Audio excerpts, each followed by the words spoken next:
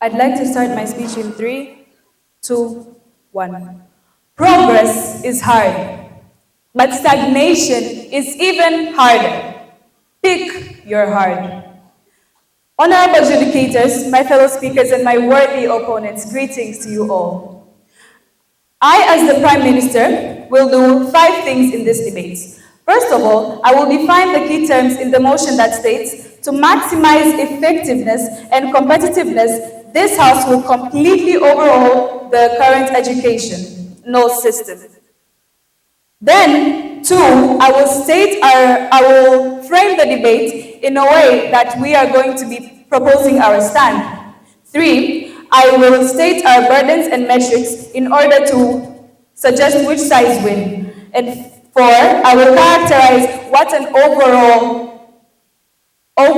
completely overhauling the educational system means on our side. And 5, I will state some predictive rebuttals onto the opposition side. Starting off with defining the key terms in this motion. So, according to the Britannica.com, to maximize means to increase something as much as possible. According to the Merriam-Webster.com, to effectiveness is the degree to which something is successful in producing a desired result in success. According to Vocabulary.com, competitiveness is the willingness to compete. And according to Toppat.com, educational system encompasses the structure and opportunities for education within a country, including institutions from families and early childhood education through kindergarten, primary, secondary, tertiary schools, such as universities, colleges, and even vocational education training, VETA. Moving on to framing the urgency of this debate.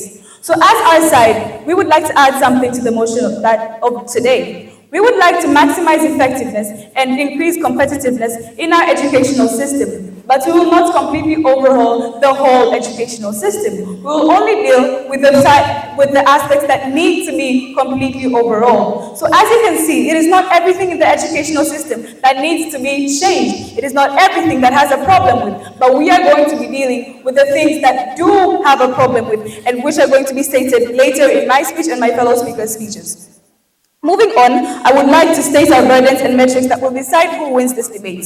For the proposition to win this debate, we have to prove that our system of overhauling only the important aspects, of changing only the important aspects that need to be changed in the educational system of Tanzania today is better than just staying with the current educational system. For the opposition to win this debate, they have two choices. If they want to keep this current system, they have to prove that it is going to be efficient and why it hasn't been working even before. And second, if they want to reform their system, they have to, first of all, they'll be supporting our side. And second of all, they'll need to explain exactly how it will work. And exactly how it will work on our side is going to be explained by me and my fellow speakers as well. Moving on to characterizing what what's completely overhauling the educational system means to us. So first of all, in order to maximize effectiveness and competitiveness, according to our side, we believe that the educational system of Tanzania isn't all broken. There are only some aspects which are broken. There are only some aspects that need to be changed completely. One of these aspects is that the world is highly advanced, and moving on with our lives, we can see that technology is going to be taking over the world soon. By introducing the educational current system of Tanzania that deals with only subjects like HTM or business studies that have been introduced in the current Form 1 students, this isn't going to be helping us with the problem. We need students who are able to have critical thinking skills, and by introducing AI-generated